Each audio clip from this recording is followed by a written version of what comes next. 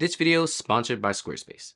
So we've got to be honest, talking about Fujifilm cameras and wedding photography tends to be a taboo. Now, I've been shooting weddings with Fujifilm cameras for about 10 years now, so I have otherwise to say, but every time you look online and you hear someone talking about wedding photography and what you need for it, they're gonna say you need full frame, you can't shoot APS-C, and I do not think that is true at all. So on that note, let's talk about some of the best lenses you can use for wedding photography as a Fujifilm wedding photographer. Now, we're mainly going to talk about the lenses that I've been using over the years and the ones that I like the most. We're also going to mainly be talking about prime lenses, but I will shout out some zoom lenses. If you know me, I mainly use prime lenses. I think that makes the most sense for weddings. It's a little bit of getting used to, but honestly, it's not that bad. I actually have a video where I talked about using two cameras before, which I'll link up here somewhere and in the description below. But let's go ahead and get into the lenses I love to use, starting out with the widest lenses. So originally I was using the 16 f1.4, which I absolutely love that lens. If you have an older X camera like an X-T3 or an X-T4, this lens is going to be amazing for you for a wider focal length. Now, I learned it the hard way, but the 16 f1.4 doesn't work on the X-T5. It doesn't resolve that nice 40 megapixel sensor, so I had to upgrade back to the 16 f2.8, which I had used before in the past. Now, the 16 f2.8 I have a love-hate relationship with. It is super sharp, it looks great, it's small, light, and easy to use, but that 2.8 was kind of leaving me hanging because mainly I was using the 16 when I was on the reception and the dance floor and at the end of the night. And I just wanted more light. I wanted a faster aperture. So I actually ended up selling my 16 f2.8 and moving over to my next widest lens, which is the 18 1.4. Now, if you don't know the 18 1.4 or have ever used it, this lens is absolutely amazing. It is probably one of the best lenses that Fujifilm has made for the X series, and it's an all-around just great lens. Now, something I ended up changing, which I do like a lot more in my workflow, is generally I would bring 4 lenses with me to a wedding day, and for the widest ones, I was using a 16 and a 23. The 23 being my more normal focal length, like that 35 mil, and then the 16 for anything wider, for big groups, things of that sort. Now, since I switched over to the 18, that's sitting right there in between the 16 and the 23. So I actually stopped using the 23 and I only use the 18. And I like this a lot because it's not too wide and it's also not too tight. So it gives me a unique look and I can use it most of the day.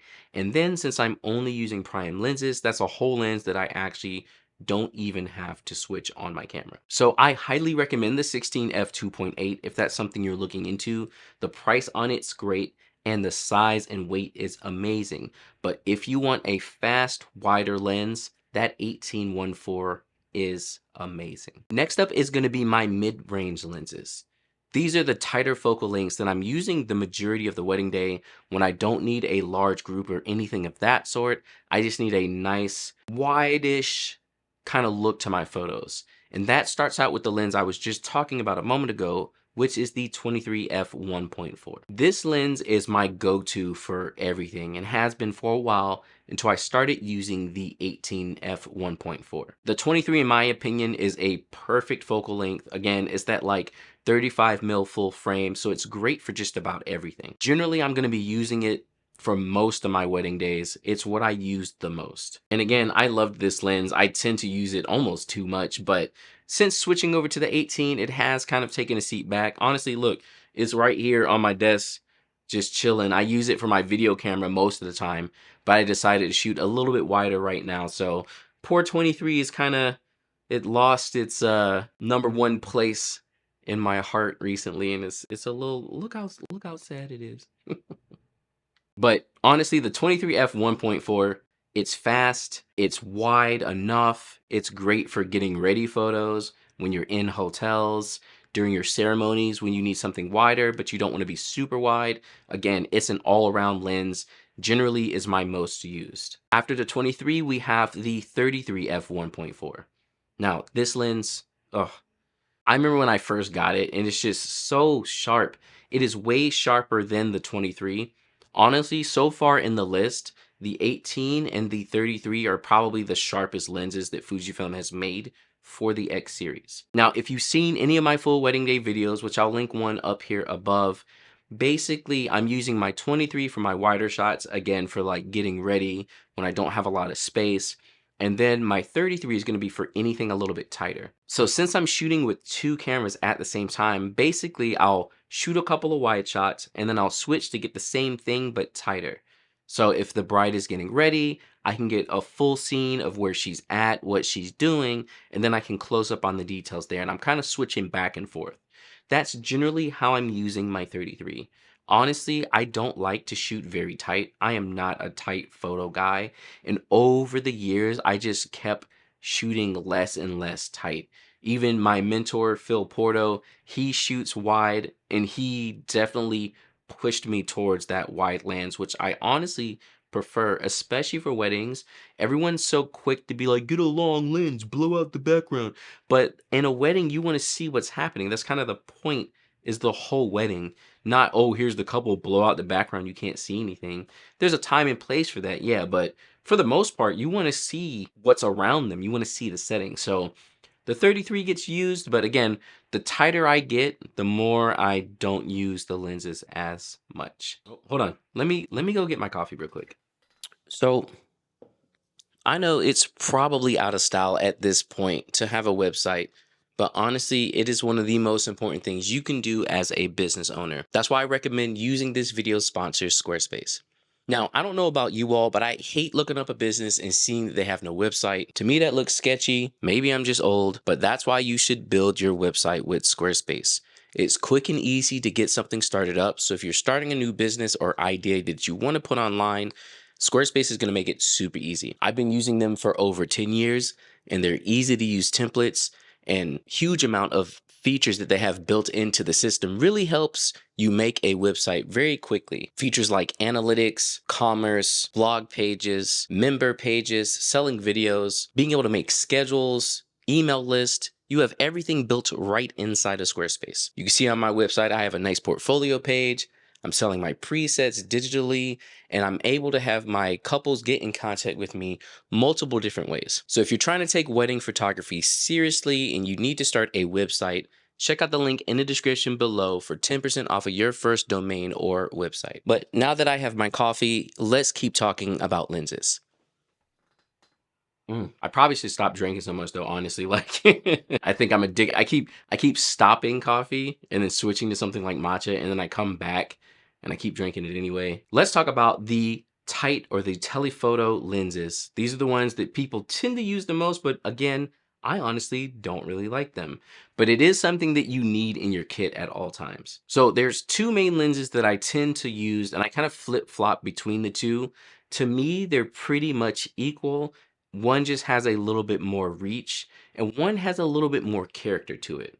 So we'll start out with the one with character, which is the 50 f1.0. I remember when this thing came out and it was crazy seeing an aperture at 1.0 like that, but it is an amazing lens. It's a little big, but I love using it. And right now it's the main lens I'm using because my 56 has an issue and I need to get it fixed real quick. So I had the 50 f1 before I was even using the 56, and I was using that for a while until the newer 56 came out. And honestly, it's kind of surprising how sharp this lens is at f1.0.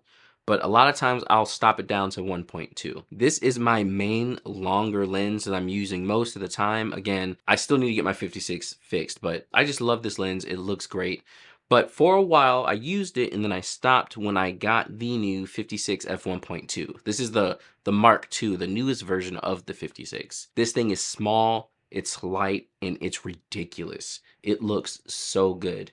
Now, I have noticed that sometimes it feels like it's focusing a little slow, and I don't know if that's me or if my lens having issues or if it's my cameras, but sometimes it hunts just a little bit more than I would like it to. But the 56 was my go-to most of the time until it started having issues recently, which now I've switched back to the 50. If you were going to choose between the two, I would probably go with the 56, but I'm not sure, don't quote me on it. But I'm assuming the 50 is probably cheaper than the 56, maybe? Depending on what you can get from a used lens, you may want to go with the 50. It's really not that bad. And that little bit of extra reach, like you can fix that in post, especially if you're using something like the XT5, or you can also grab the 90 f2. Now, the 90 f2 has always been considered like the GOAT of like telephoto lenses for the X series. I, again, don't like it only because I don't like to shoot long, but every time I use it, it looks amazing. It is super sharp. F2 is just enough to get enough light in even when it's darker. And I'm generally using this at ceremonies, especially when I have a ceremony when they have to make me stand like in the back of the church, which I actually just talked about in my video about better church photos. So if you're scared of taking photos in a church or like a dark, huge cathedral and you're not sure what to do, definitely check out that video. It's up here above and in the description below. So my 90 f2 is more of a backup lens for me. I really don't use it that often. If I'm taking photos at church or something from a distance, or again, I'm at a ceremony and I need more reach, or I'm second shooting and they like to shoot 70 to 200 and stand in the back, I try to match that. Because again, as a second photographer, you shouldn't be out there just running around doing whatever you feel like. Do what the main photographer wants and then match based on your own gear. So I honestly, I don't use the 90 a lot. It's one of those lenses where I've really sat down and was like, should I sell this? But keeping it makes much more sense. It's an amazing lens when you get to using it. That's my current kit that I'm using right now.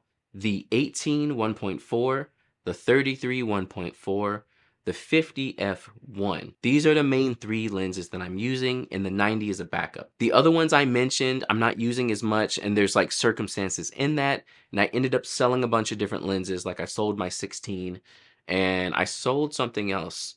Also, as a mention, if you're like me when I started out and you're not trying to spend as much money, all of the f2 lenses, as I call them, are amazing. That's like your 23 f2, your 30 32. Is it a 32 or 33? I can't remember anymore. The 32 f2, all of those lenses, the 16 2.8, those are great, and they're like this big. They're tiny lenses. If you want to build a whole kit with them, they're amazing. But let's talk about some zoom lenses. I know a lot of you all like to use zooms, and sometimes they make a lot more sense. I use my zoom every now and then, and honestly, it's really kind of nice not having to run around as much. But honestly, I still prefer primes for many different reasons. I think I have a video on it. If I do, I'll link it up above as well. But the main used zoom lens that I have all the time is the 16 to 55 f 2.8 Mark II, which is actually what I'm using to record this now. Now, one thing that I offer a lot of my couples is video content, and I'll record their ceremony for them as well as some video content also. So kind of hybrid shooting, but it's not wedding videography. It's literally just like some recordings, some moving photos, as I like to call them. And the ceremony recording itself is like bare bones. And I tell them that. I'm like, I'm going to put it on a tripod. It's going to sit there. If someone blocks it, it is what it is. I'll mic you up so it's going to sound good. But other than that, don't expect like videographer grade quality. If you want a videographer, get a videographer. So for that, I'm using my 16 to 55 all the time. It has great reach. It looks good. It is stupid sharp. It is so sharp. It is a great lens. And honestly, it just looks good in photos as well. I used it at the last wedding I was, so that at the reception, instead of carrying two cameras the whole time, I was actually able to drop my cameras and just use an XT5 with the 16 to 55 and kind of save my back just a little bit. This is the main zoom lens that I use for pretty much anything when I don't feel like having multiple primes. I haven't traveled with it yet, but honestly, it would be a good travel companion. I wish it wasn't as long as it is, but again, for a good travel companion lens, the 16 to 55 is awesome. I also have the 18 to 135. It's like an f 3.5 to 5.5. Don't quote me. Y'all can find it online, but I got that one mainly for video as well. Again, with that like changing aperture, I don't mind it as much on video. For photo, I cannot stand it, because I hate being like, oh, that's a great shot, and then zooming in and all my settings are changing. Especially if you're shooting in manual, you're just like always having to change based on the zoom. It's just, I can't stand it. But for video, it's been great. It has stabilization built into it. And then when I use it with my XS20, I also have IBIS on the actual sensor itself.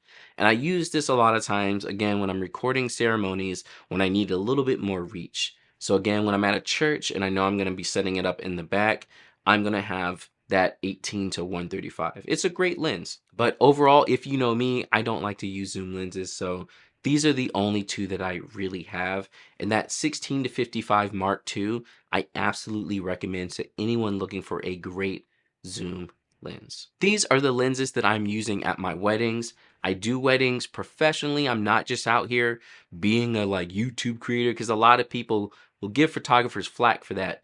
Like, I'm not sponsored by Fujifilm. I bought all these lenses with my own money, and I still shoot weddings. I have one next weekend, and my October is absolutely slammed.